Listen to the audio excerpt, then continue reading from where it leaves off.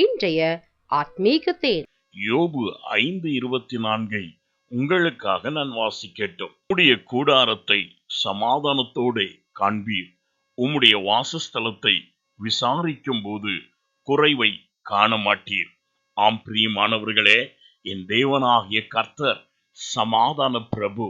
அவர் தம்முடைய ஜனத்திற்கு சமாதானத்தை கூறுகிறவராயிருக்கிறார். ஆனபடியால் இந்நாளிலும் உன் கூடாரத்திலே என் தேவனாகிய கர்த்தர் சமாதானத்தையும் க்ஷேமத்தையும் நன்மையையும் கட்டளையிட வல்லவராயிருக்கின்றார்.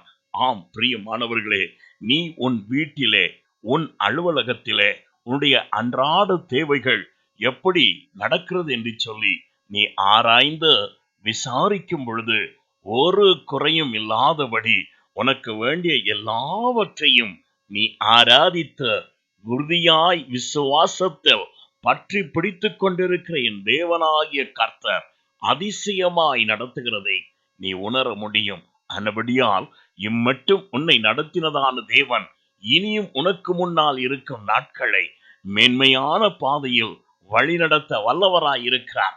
சோர்ந்து போகாதே, விசுவாசத்தில் தைரியம் கொள். என் தேவனாகிய கர்த்தர் உன் வாழ்வில் மேன்மையான பாதையில் வழிநடத்த வல்லவராய் இருக்கிறார். நான் உங்களுக்காய் ஜெபிக்கட்டும்.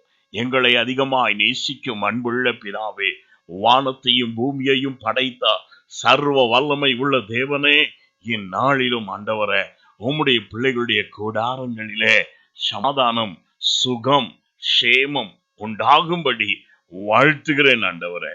எல்லாவித நன்மையினாலும் நிரப்புவீராக. இயேசுவின் நாமத்தில் பிதாவே, ஆமென்.